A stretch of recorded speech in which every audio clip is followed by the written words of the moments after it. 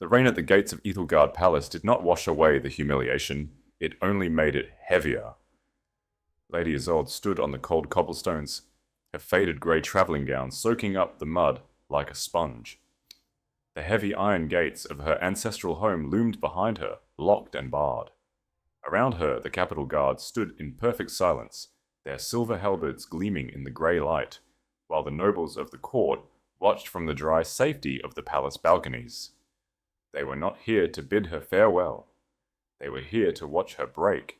Isolde's pale blonde hair, usually pinned in meticulous braids, was plastered to her cheeks by the downpour. The cold seeped through the thin wool of her dress, biting into her skin, but her spine remained perfectly straight. Her silver blue eyes stared straight ahead, refusing to look up at the balconies, refusing to give them the tears they so desperately wanted to see. In her right hand, hidden deep within the folds of her wet skirt, her fingers clamped tightly around a small torn piece of golden lace. It was the only thing she had left of her mother, the only thing they had not managed to strip away. A sharp, cruel laugh cut through the sound of the rain. False Princess Genevieve stepped forward from the covered portico, safely shielded from the storm by a massive silk umbrella held by a shivering servant. Genevieve's narrow, angular face was twisted into a smirk, her pitch-black eyes gleaming with unhidden triumph. Despite the gloom of the day, she wore an ostentatious gold gown, the fabric heavy with stolen jewels that clicked softly as she moved. She stopped just at the edge of the dry stone, refusing to let even a drop of rain touch her satin slippers. "Look at you, Isolde," Genevieve purred, her voice carrying easily across the silent courtyard. "Such a tragic sight. But I suppose it is fitting for a woman of your station. A ward of the crown living off our charity for far too long." Isolde said nothing. Her throat tightened, the corset beneath her wet gown pressing against her ribs, but she kept her chin lifted. She knew the rules of this court. Any word she spoke would be twisted into treason. Genevieve unrolled a thick parchment, the royal wax seal dangling from its edge. "By decree of the High Council and the Crown, it has been decided that the immense debts incurred by your late father must finally be settled. The royal treasury can no longer bear the burden of your existence." Genevieve's aquiline nose flared slightly in distaste. "Fortunately, Sovereign Duke Alaric of House Thorn has offered a substantial sum in trade for a bride. You have been sold, Isolde, given away like a debt." A murmur rippled through the gathered nobles. Duke Alaric, the Iron Lord of the North.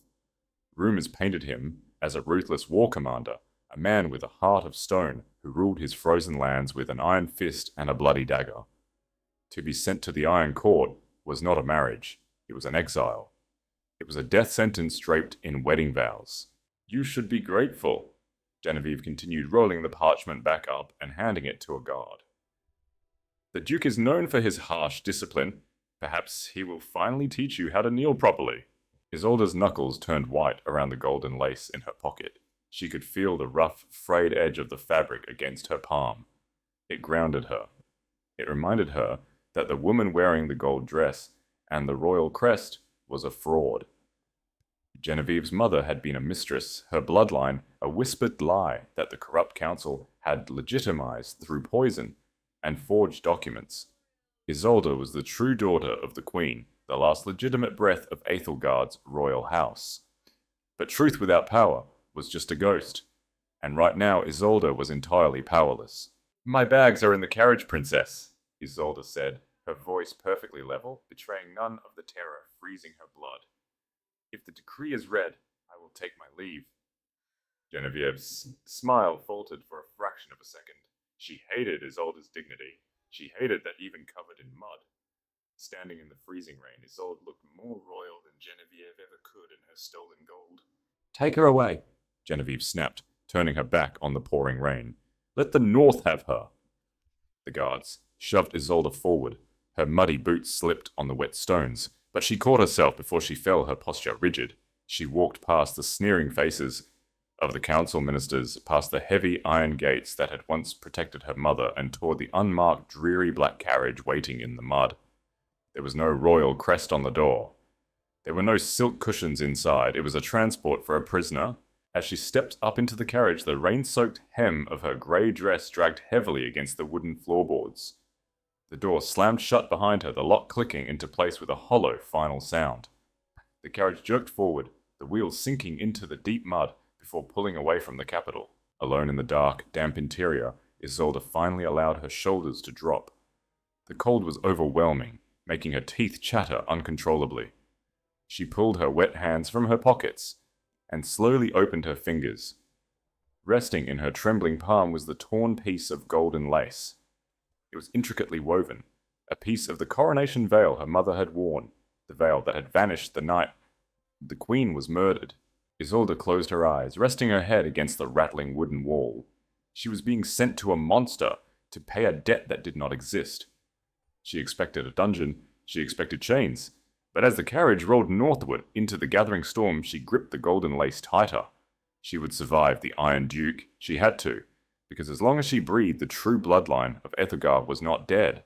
The journey north took 4 days, and with every passing mile the temperature dropped, freezing the rain into sleet, and then into hard, unrelenting snow. Inside the black carriage, Isolde had nothing but a thin, woolen blanket that smelled of damp hay. Her faded grey dress had dried, but the heavy mud caked onto the hem had hardened into a stiff freezing weight that battered against her ankles with every jolt of the wheels. Her pale blonde hair, once plastered to her cheeks, was now dry and tangled. The perfect braids ruined by exhaustion and the constant swaying of the carriage. She did not cry. The tears had frozen in her chest long before they could reach her silver blue eyes. Instead, she spent the hours running her thumb over the torn piece of golden lace. It was a tactile memory, a tether to the past. She remembered the scent of beeswax candles and heavy rose perfume in her mother's chambers. She remembered the weight of the royal crest. And she remembered the night the palace went completely silent, the night the traitor ministers claimed the queen had died of a sudden fever, blocking the royal archives, and crowning Genevieve's mother before the kingdom could even mourn. Now she was a piece of property, a ledger entry cleared by the wealth of House Thorn. Rumors of sovereign Duke Alaric echoed in her mind. They called him the Wolf of the North, a man who wore black leather gloves to hide the blood on his hands, whose amber eyes lacked any trace of mercy. He had fought 3 border wars and crushed 2 rebellions. Why would such a man pay a king's ransom for a disgraced banished ward? The answer seemed terrifyingly simple: absolute control. The capital wanted her erased, and the Duke wanted a royal plaything he could break without consequence. On the evening of the 4th day, the carriage wheels ground to a halt. The sudden silence was deafening, broken only by the howling wind outside. A heavy iron latch clanked, and the carriage door was thrown open. Blinding torchlight spilled into the dark interior, stinging Isolde's eyes. "Out!" a gruff voice commanded. Isolde took a steadying breath, her ribs aching against her corset. She tucked the golden lace securely back into her pocket, arranged her frozen muddy skirts as best she could, and stepped out into the freezing night. The Iron Court of Thorn was a massive fortress of dark grey stone, rising from the snow-covered cliffs like a giant's fist. There were no delicate glass windows or manicured gardens here, only thick walls, iron braziers burning with roaring fires, and courtyard stones swept clean of snow. A line of heavily armored guards stood at attention, their expressions unreadable beneath iron helms. Isolde stood by the carriage wheel, shivering violently despite her best efforts to remain still. She looked like a beggar. Her grey gown was stained and stiff with dried mud, her face pale and drawn from starvation, her posture rigid out of pure defense. She waited for the guards to seize her arms, to drag her to the dungeons, or to a dark, freezing cell. Instead, the heavy oak doors of the keep opened and silence fell over the courtyard. The guards immediately lowered their halberds, striking the stone floor in a synchronized, echoing salute. A man stepped out into the torchlight. Sovereign Duke Alaric of House Thorn was taller than the rumors suggested, his broad shoulders filling the heavy crimson velvet doublet he wore. His auburn hair was wavy and windblown, untouched by the powdered wigs favored by the capital's nobles. His face was a strong square structure of harsh angles, dominated by a sharp Roman nose and a heavy jaw. But it was his eyes that caught the torchlight, amber-piercing and entirely devoid of the cruelty she had braced herself for. He wore black leather gloves just as the whispers claimed, and at his belt hung a ceremonial dagger with a ruby hilt. He walked down the stone steps slowly, his gaze fixed entirely on her. Isolde forced herself to meet his eyes. She would not cower. She would not let him see the fear tightening her throat. She was the daughter of a queen, even if she looked like a vagabond. Alaric stopped a few feet away. He did not sneer. He did not look at her with the calculating gaze of a man inspecting purchased goods. His amber eyes swept over her shivering frame, noting the mud-caked hem of her dress, the thinness of her cloak, and the pale, exhausted set of her jaw. A muscle in his cheek twitched. "My Lord Duke," Isolde said, her voice surprisingly steady, though brittle as ice. "I am Lady Isolde. I assume your steward has the royal decree outlining the terms of my transfer." Alaric remained silent for a long moment. The wind whipped around them, tearing at her skirts. Slowly he reached up and unfastened the heavy, fur-lined cloak from his own shoulders. He stepped closer, the sheer physical presence of him making her breath hitch, and draped the massive cloak over her shivering shoulders. The sudden warmth was overwhelming, smelling of pine wood smoke and cold iron. "I do not care about the decrees of the capital," Alaric said. His voice was a deep, resonant baritone quiet, but carrying absolute authority. "And I do not trade in human lives." Isolde froze, her silver blue eyes widening slightly in confusion. "But the debt! The council sold me to you!"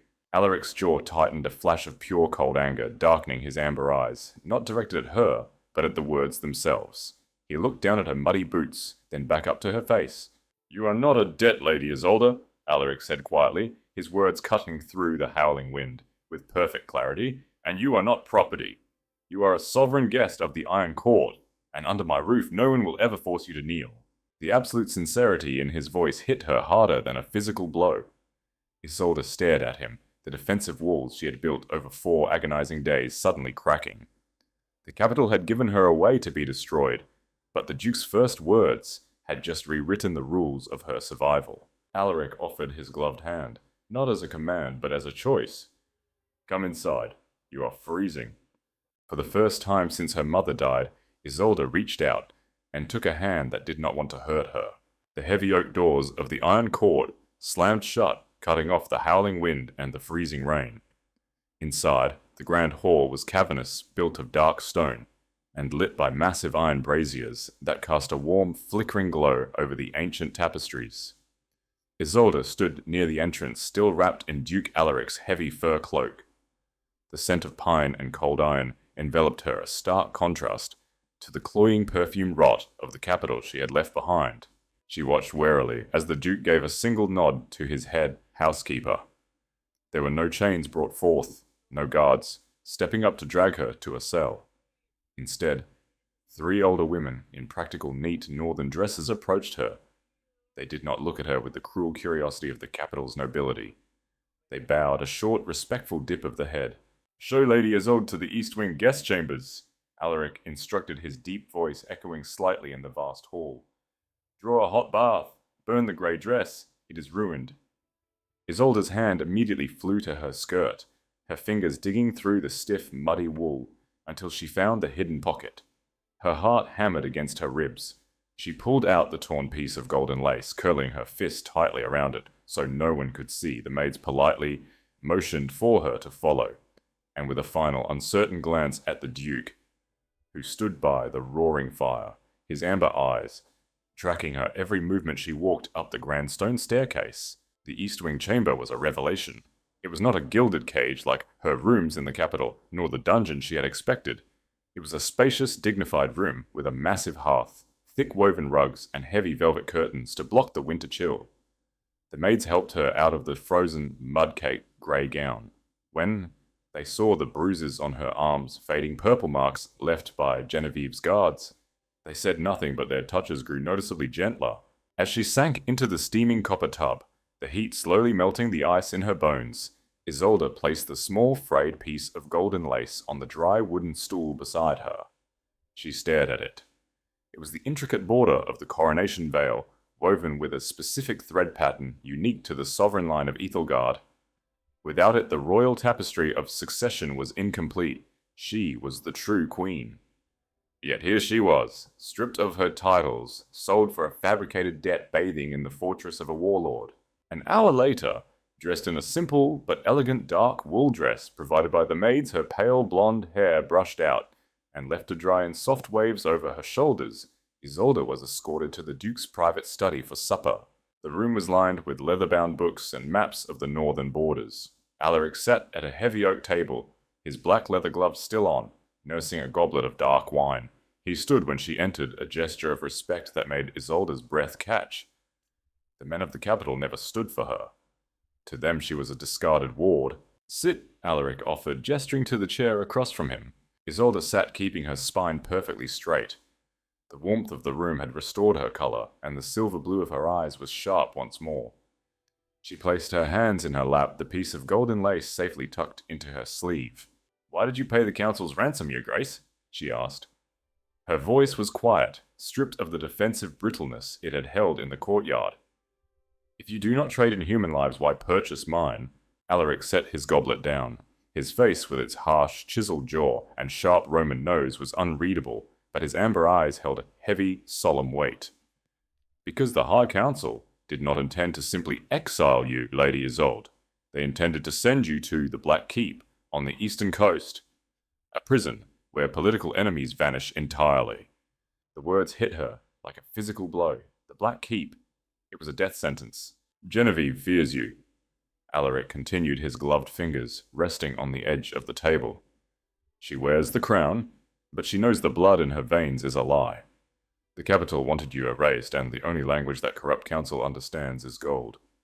By purchasing your debt, I invoked an old northern law. You are now under the protection of House Thorn. Even the false princess cannot touch you here without declaring war on the north." Isolde stared at him, her chest rising and falling rapidly. He knew. The wolf of the north knew Genevieve was a fraud. As she leaned forward, overwhelmed by the revelation, the piece of golden lace slipped from her sleeve and landed silently on the polished oak table between them. Isolde froze. Alaric's amber eyes dropped to the fabric. The firelight caught the intricate golden threads, illuminating the ancient royal pattern. For a long, tense moment, the Duke did not speak. His gaze lingered on the lace, a flicker of profound recognition crossing his stoic features. He slowly looked up, meeting her silver blue eyes. He did not ask her where she got it. He did not demand an explanation.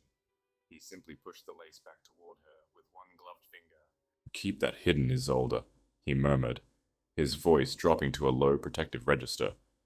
"Until the time is right." A week passed inside the Iron Court, and with each day a piece of Isolde's fractured dignity returned to her. She was no longer the shivering, mud-soaked girl at the capital gates. The cold air of the north was sharp, but it was honest. Here there were no whispered schemes in the corridors, no false smiles masking deadly intent. The servants treated her as a lady of high birth, and Duke Alaric treated her as an equal. Yet the silence of the fortress held its own mysteries. Isolde spent her afternoons exploring the vast echoing halls, while the Duke trained with his soldiers in the lower courtyard. It was during one of these quiet walks that she found herself in the West Wing, a section of the keep that felt older, the air thick with dust and history. She paused before a set of towering double doors, made of dark oak carved with the roaring bears of House Thorn. The doors were slightly ajar. Pushing one open, Isolde stepped into the Duke's portrait gallery. The long hall was lined with massive oil paintings of Alaric's ancestors, fierce men and women who had held the northern borders for centuries. But it was not the portraits that drew her silver blue eyes. At the very end of the gallery, occupying the entire back wall, hung a massive wooden frame. Unlike the others, it was completely hidden beneath a heavy black velvet cloth secured at the corners by thick iron locks. Isolde's heart gave a strange erratic flutter. She stepped closer, her footsteps echoing sharply against the stone floor. Her hand instinctively drifted to the pocket of her dress where the torn, golden lace rested against her thigh. She reached out, her fingers hovering just inches from the dusty black velvet. Some histories are too dangerous to be left uncovered. Isolde gasped and spun around. Duke Alaric stood in the doorway, his tall frame blocking the sparse winter light.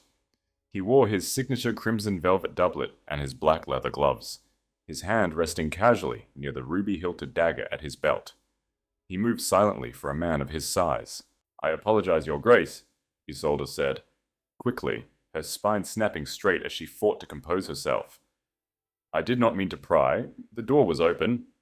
Alaric walked slowly down the length of the gallery, his amber eyes fixed not on her, but on the covered frame behind her. "You have nothing to apologize for. There are no forbidden rooms for you in this keep, Isolde." He stopped beside her, staring at the black velvet. "My grandfather ordered that piece sealed on the night your mother, the Queen, was crowned. He swore an oath that it would not be unveiled until the true bloodline was secure." Isolde's breath hitched. Before she could ask what lay beneath the cloth, the heavy, resounding blast of the courtyard horn echoed through the keep. It was a harsh, urgent sound, the signal for an official envoy. Alaric's jaw tightened, the lines of his square face turning to granite. He turned on his heel, his crimson doublet sweeping behind him. "Stay here," he ordered quietly, but the command was absolute. Isolde did not stay. Her heart pounding, she followed him at a distance, staying in the shadows of the upper gallery that overlooked the grand hall. Below, the heavy iron doors were thrown open. A royal envoy from the capital strode in, flanked by 4 capital guards in gleaming silver armor. The envoy, a thin, arrogant man, wearing the bright silk colors of false Princess Genevieve, looked around the austere northern hall with visible disdain. Duke Alaric descended the grand staircase, his presence immediately dominating the room. The envoy offered a shallow, mocking bow. "Lord Duke," the envoy sneered, "I bring greetings from Her Royal Highness Princess Genevieve. She trusts the winter has not been too harsh on her loyal subjects." "Speak your business, envoy," Alaric replied, his voice dangerously low, stripped of any diplomatic courtesy. The envoy's smirk faltered slightly under the Duke's piercing amber gaze. He unrolled a scroll bearing the royal seal. "The princess requires an update on the debt bride, Lady Isolde. Rumors have reached the capital that she is being treated as a guest rather than the disgraced ward she is." The envoy lifted his chin. "Her Highness demands proof of her subjugation, a token of submission. Furthermore, she requires the debt bride to sign a formal renunciation of all ancestral titles, to be returned to the capital by my hand." In the shadows above, Isolde felt the cold terror return. Genevieve was not satisfied with exile, and she wanted Isolde publicly broken. She wanted to erase any lingering threat to her false crown. Alaric did not move. He stood at the bottom of the stairs, a predator studying its prey. "Tell the princess," Alaric said, his voice ringing with chilling clarity, "that the climate of the north is harsh. Paper does not survive well here, and neither do men who make demands in my hall." The envoy bristled, his face flushing red. "This is treason. Princess Genevieve will cut off the grain routes to the north. She will demand your head." "Let her try," Alaric interrupted, his gloved hand resting lightly on his ruby-hilted dagger. "You have your answer. Leave the Iron Court before I decide you are trespassing."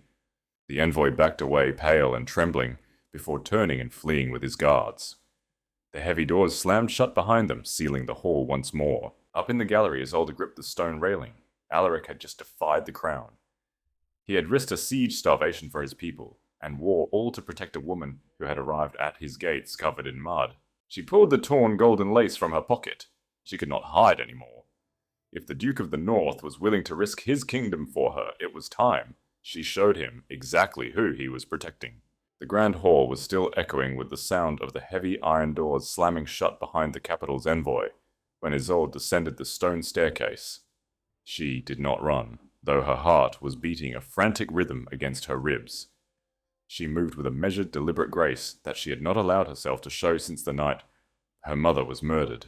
She walked straight past the grand hearth, past the armored guards, who stood like statues, and made her way back to the dusty quiet of the West Wing. When she reached the portrait gallery, Duke Alaric was already there. He stood before the massive wooden frame, his hands clasped behind his back, staring up at the black velvet cloth as if he could see through the heavy fabric. Isolde stopped a few paces behind him. The air in the gallery was freezing, but she did not shiver. "You provoked a war for a debt bride," Isolde said softly, her voice steady in the silent hall. Alaric did not turn around.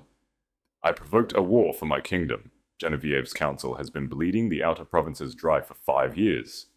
They use your name as a warning and my borders as a threat. It ends now. You told the Envoy paper does not survive well in the north. Isolde continued taking a step closer. She pulled the torn piece of golden lace from her pocket, wrapping it carefully around her fingers. But what of tapestry, your grace? Does woven thread survive the winter? Alaric finally turned. His amber eyes dropped to her hands, locking onto the golden lace. The sharp angles of his face tightened, a silent tension vibrating through his large frame. Without a word, he reached beneath his crimson velvet doublet and produced an old heavy iron key. He stepped up to the massive frame, inserted the key into the thick iron locks at the bottom corners, and turned them. The locks opened with a harsh, grinding snap. Alaric gripped the edge of the black velvet and pulled. The heavy cloth fell to the floor in a cloud of dust, revealing an ancient, magnificent tapestry. It was not a portrait of a battle or a map of the north. It was the royal succession tapestry of Aethelgard. Woven in brilliant silk and spun gold, it depicted the unbroken matrilineal bloodline of the sovereign queens, each figure holding the founder's crown. Names and dates were stitched beneath each ruler, forming an undeniable, legally binding registry of the royal house. But at the very bottom right corner, where the lineage of Isolde's mother was woven, the tapestry had been violently slashed. A jagged, uneven piece of the fabric was missing, leaving the final royal crest incomplete, and the name of the heir entirely absent. Isolde's breath hitched in her throat. She stepped up to the tapestry, her silver-blue eyes wide as she traced the edge of the cut. On the night your mother died, Alaric said, his voice a low rumble that seemed to vibrate through the stone floor. A loyal servant of the Queen arrived at these gates on a dying horse. He brought the tapestry smuggled out of the royal archives, just hours before the traitor. Ministers burned the records. But the council had already caught up to the Queen's chambers. The servant told my grandfather that Her Majesty cut the final piece of the succession out herself, hiding it before they killed her. Isolde's fingers trembled. Her mother had known they were coming. She had destroyed the only legal proof of this capital's succession to keep it out of the hands of the usurpers, hiding the missing piece where no one would think to look sewn into the hem of her daughter's coronation veil. With painful slowness, Isolde lifted her hand. She pressed the torn piece of golden lace against the jagged, empty space on the tapestry. It was a perfect match. The frayed edges locked together, the golden threads aligned flawlessly, completing the intricate design of the Aethelgard crown, intertwining with the maternal bloodline. Beneath the completed crest, woven in shimmering silver thread that caught the dim light of the gallery, was a single name, Isolde. Silence fell over the gallery, heavier than the winter snow outside. Alaric stared at the completed tapestry. For a man who commanded armies and ruled the brutal north, he looked entirely breathless. The rumors in the capital had painted her as a bastard award a mistake. But the ancient laws of Aethelgard required the physical completion of the accession tapestry to legitimize a sovereign. The piece she held in her hand was not just a memory. It was the absolute undeniable proof of the throne. Slowly, deliberately, Duke Alaric reached up with his left hand. He grabbed the fingers of his right black leather glove and pulled it off, tossing it onto the floor. It was the first time she had seen his bare hand. His skin was scarred and rough, the hand of a warrior. He placed his bare palm over hers, pressing her hand and the golden lace firmly against the tapestry. "You are not a banished bride," Alaric whispered, his amber eyes burning as they met hers. The cold restraint in his face cracked, replaced by a fierce, terrifying loyalty. "You are the crown." The piece of the iron cord shattered exactly 8 days later. Isolde was in the Duke's study reading through the ancient ledgers of northern trade when the warning horns blew. It was not the single short blast of a diplomatic envoy. It was a long, shrieking wail that echoed off the mountains and sent the ravens scattering from the high towers. It was the sound of an approaching army. Alaric threw open the study doors. His armor already half-fastened, the crimson cloak of House Thorn billowing behind him. His face was a mask of cold fury. "Genevieve," he said simply. Isolde stood up, her heart slamming against her ribs. "She brought an army." "She brought the royal vanguard, 3,000 men." Alaric strode to the window, staring out at the valley below. "She thinks she can intimidate the north into surrendering you. She is demanding an audience in the grand courtyard." Isolde crossed the room and looked out the window. Down in the valley, a sea of silver armor was marching through the snow. The banners of the capital, black and gold, bearing the stolen crest of Ethelgard, snapped in the freezing wind. In the center of the formation was a massive gilded carriage absurdly opulent against the harsh northern landscape. Genevieve had come herself. The false princess could not risk letting her high council doubt her authority. She needed to drag Isolde back in chains personally to prove her crown was secure. "Bar the gates," Isolde said, her voice tight. "Your walls are thick enough to hold them off." Alaric turned to her, his amber eyes narrowing. He walked toward her, stopping only when he was close enough that she could feel the heat radiating from his armor. "I could lock the gates," Alaric said softly. "I could hold them here until they freeze to death in the snow. But a queen does not hide behind my walls while a thief stands at her door." Isolde swallowed hard. The terror of her past, the mud, the rain, the humiliating laughter of the court threatened to paralyze her. But she felt the weight of the golden lace she had transferred to a small pouch at her waist. She remembered the name woven in silver thread. "What do you propose?" she asked, lifting her chin. "We open the gates," Alaric said, his voice dropping to a low, dangerous rumble. "We let the false princess walk right into the Iron Court. We let her stand before my lords, before her own vanguard, and make her demands, and then we end her." Isolde stared at the wolf of the north. He was not asking her to fight with a sword. He was asking her to fight with her dignity. He was asking her to step into the light and claim what was hers. "I will not face her in rags," Isolde said, her voice finding an absolute icy calm. A fierce, proud smile touched the corner of Alaric's mouth. He gestured to the door, where his head housekeeper was already waiting, holding a heavy garment bag. An hour later, the heavy iron gates of the Iron Court shrieked open. Genevieve's vanguard marched into the courtyard, their boots stamping loudly on the frost-covered stone. Genevieve herself stepped out of her gilded carriage, flanked by the traitor, Minister Malcor, and a dozen elite guards. She wore a heavy cloak of white mink over her ostentatious gold dress, a jeweled diadem resting on her black hair. She looked around the grim grey fortress with an expression of supreme disgust. Duke Alaric stood at the top of the grand stone steps leading to the keep. He was flanked by the fierce lords of the Northmen, who looked at the capital guards like wolves observing sheep. "Duke Alaric," Genevieve called out, her voice shrill and commanding in the cold air. "You have harbored a traitor to the crown. You defied my envoy and refused to surrender the debt bride. By the authority of the throne of Ethelgard, I demand you bring Isolde out in chains, or I will burn this fortress to the ground." Alaric did not flinch. He slowly drew his ruby-hilted dagger and rested the point casually against the stone railing.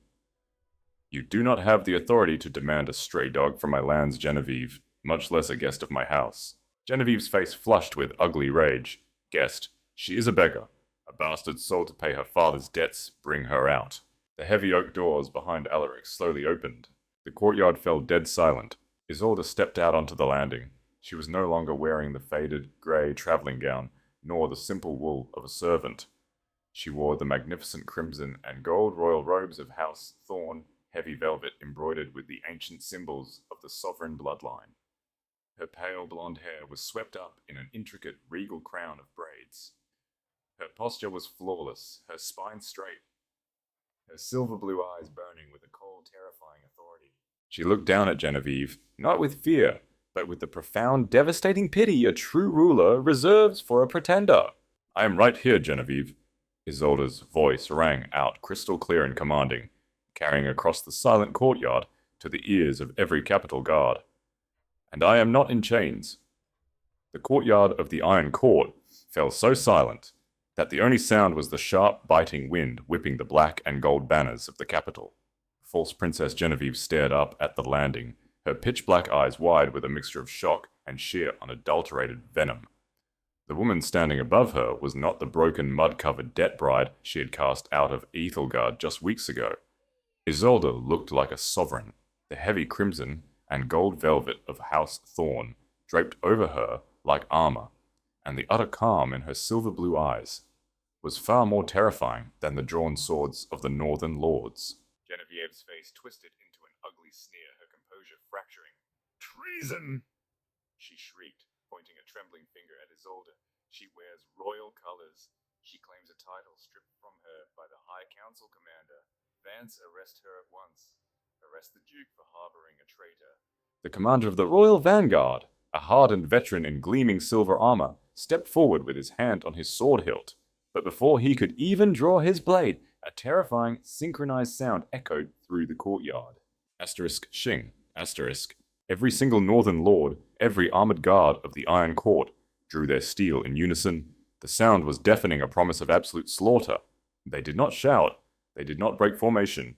They simply stood there, a wall of iron and fury, ready to butcher the capital vanguard at a single nod from their duke. Alaric did not draw his weapon. He did not need to. He stood beside Isolde, his sheer physical presence radiating lethal authority. "You bring a vanguard to my home, Genevieve?" Alaric's voice boomed deep and resonant, effortlessly cutting through the tension. "But you hide behind forged papers and corrupt ministers. If you truly believe Lady Isolde is a traitor, you will prove it under the ancient laws of Ethelgard, not in the mud, in the succession hall." Genevieve gritted her teeth. She looked at the drawn swords of the Northerners, then back at her own vanguard. A battle here would be a bloodbath, and she was a coward at heart. She glanced at Minister Melkor, who gave her a short, confident nod. They had the council's decrees. They had the royal seal. In their minds, Isolde had nothing but the Duke's arrogance. "Fine," Genevieve spat, pulling her white mink cloak tighter. "Let your lords and my commanders witness her execution. I will see her beheaded on your own marble floors, Alaric." The massive iron doors opened wider, and Alaric extended a hand guiding Isolde inside. The procession that followed was tense and silent.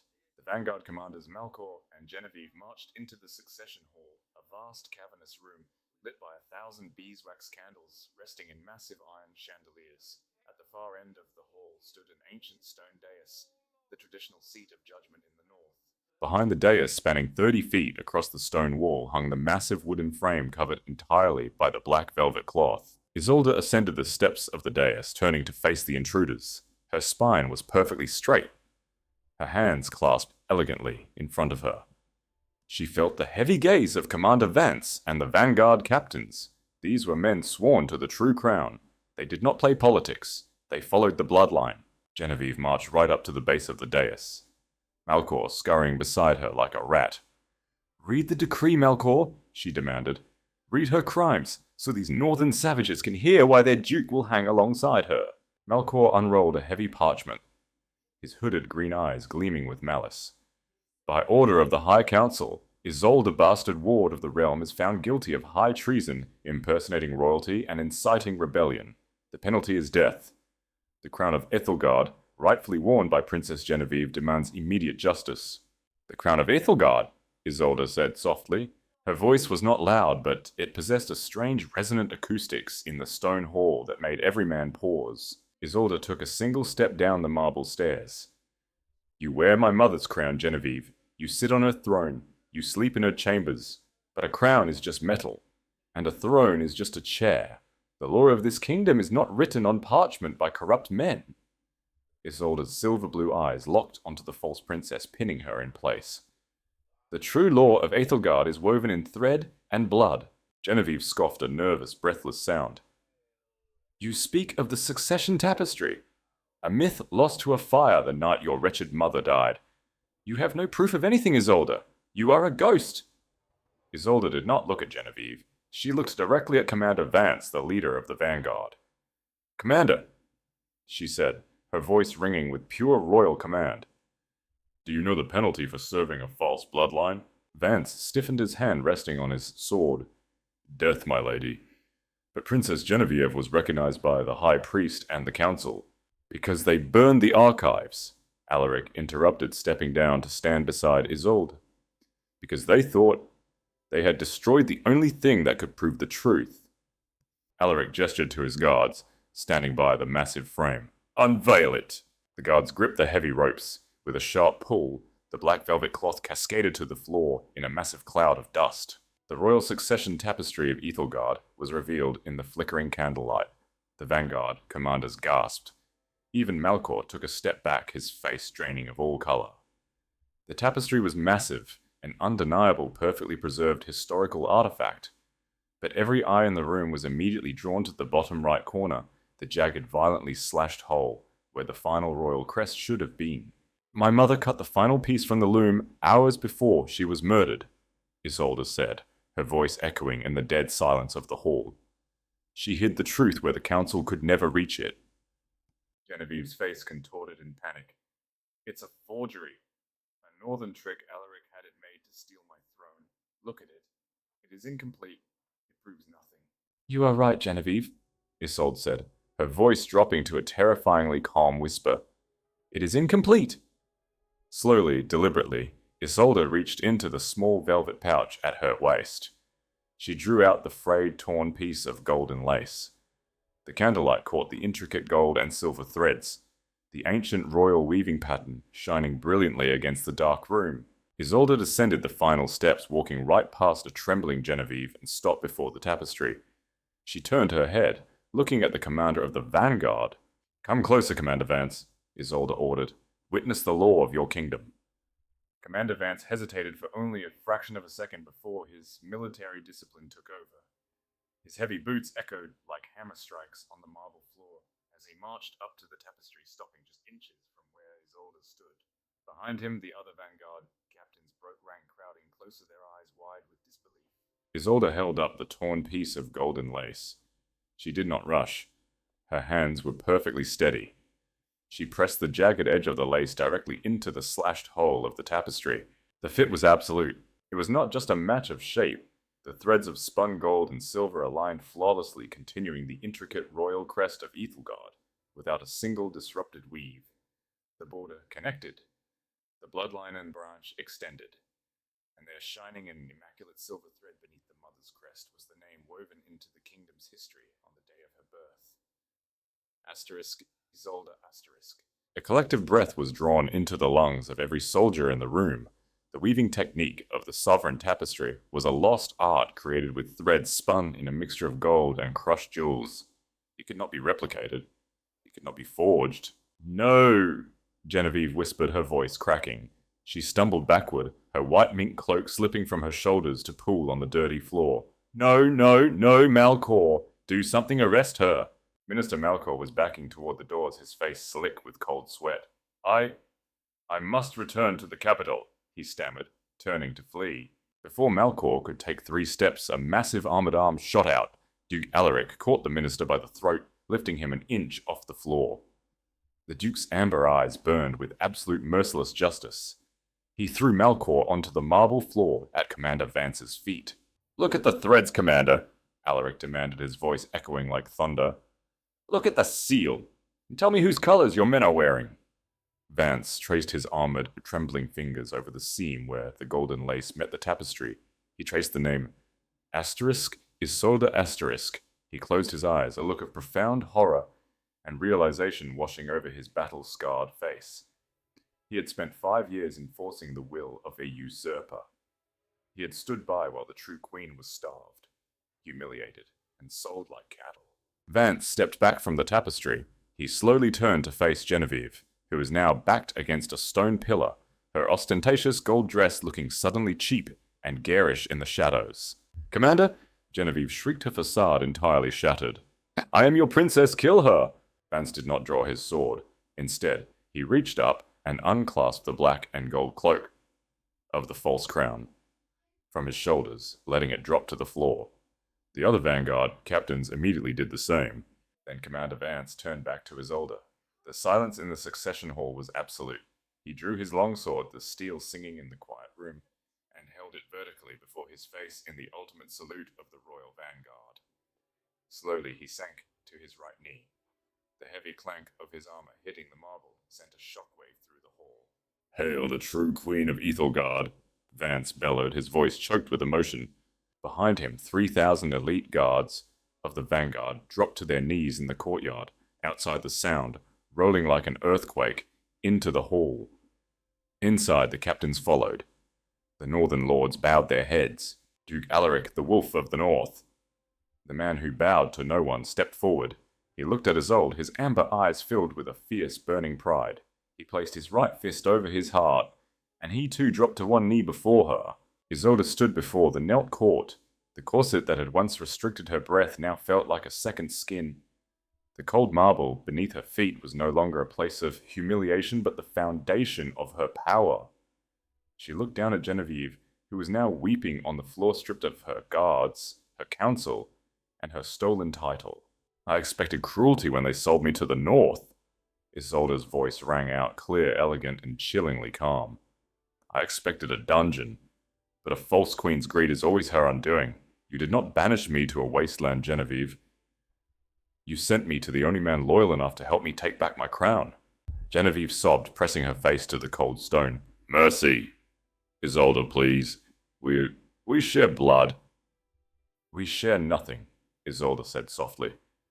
You are stripped of the royal name. You and the traitor council will face the justice of the courts you corrupted. Take them to the holding cells.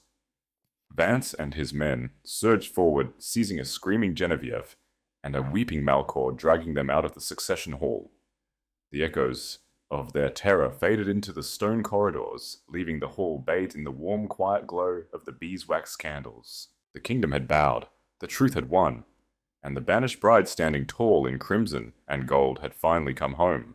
The storm outside the Iron Court finally broke the next morning. Pale winter sunlight pierced through the heavy clouds, reflecting off the pristine, untouched snow that blanketed the valley.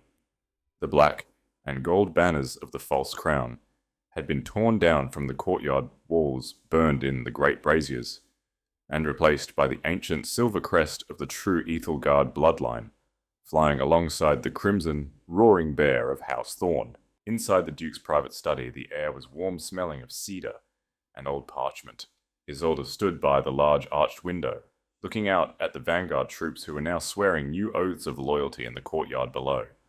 She wore a simple, elegant dress of deep sapphire, the true color of her royal house. The weight of the kingdom rested on her shoulders, but for the first time in her life, she did not feel like she was carrying it alone. The heavy oak door opened softly. Duke Alaric entered, closing it behind him. He had abandoned his armor, wearing only a tailored black tunic and his crimson doublet. He walked toward her, his movements silent, stopping just beside her at the window. For a long moment, neither of them spoke. The silence between them was no longer filled with the tension of survival, but with the quiet, profound understanding of two people who had changed the course of history together. Alaric reached into his pocket and slowly pulled out the torn piece of golden lace. He had retrieved it from the Tapestry room for safekeeping until the royal weavers could officially bind it back into the frame. He held it out to her, the golden threads catching the morning light. Your crown awaits you in the capital, your grace, Alaric said, his voice a low, steady rumble. The Vanguard is preparing the carriages. The people are already celebrating in the streets. You have your name back. You have... Isolde looked at the lace, then up into Alaric's amber eyes. She did not take the fabric. Instead, she reached out and gently rested her fingers over his. The heat of his skin, rough and scarred, grounded her. When Genevieve sold me to you, Isolde said softly, a small, genuine smile touching her lips, the decree stated that my life belonged to the Duke of the North. A debt paid in full. Alaric's jaw tightened, his brow furrowing slightly. That decree was an insult, a piece of forged trash. You are a sovereign, Isolde. You belong to no one but yourself. I know, Isolde replied, stepping slightly closer. You taught me that. Your first words to me saved my dignity, Alaric. You gave me a choice when the world had given me nothing but chains. She paused, her silver blue eyes searching his face, seeing the fierce, unwavering loyalty that hid beneath the cold exterior of the wolf. The capital needs its queen. The throne needs to be restored. But the queen... She let her hand slide up his arm, resting her palm against his chest right over his heart. The queen needs her northern wolf, she finished, her voice dropping to a whisper. I am returning to Ethelgard, but I am not returning alone. Unless the Duke of Thorn wishes to break our marriage pact. Alaric stared down at her, his breath catching. For years he had locked his heart away in this frozen fortress, fighting wars, and expecting nothing but blood and betrayal from the world. He had brought a broken girl to save her life, only to watch her rise as a magnificent, terrifyingly beautiful sovereign. Slowly, Alaric's large hand came up to cup her cheek, his thumb brushing gently along her jawline. I swore an oath to protect the true bloodline, Alaric murmured, his amber eyes burning with a heat that had nothing to do with war. I intend to spend the rest of my life honoring it, and honoring you. When he leaned down and kissed her, it was not the kiss of a master, claiming a debt, nor a subject bowing to a crown. It was the fierce, reverent union of two equals. Sick. Love forged in the fires of injustice had finally united with power. 3 days later, the gates of the capital city opened, not to banish a weeping bride, but to welcome home the true queen, riding side by side with the sovereign Duke of the North. And as they rode through the streets, the entire kingdom fell to their knees.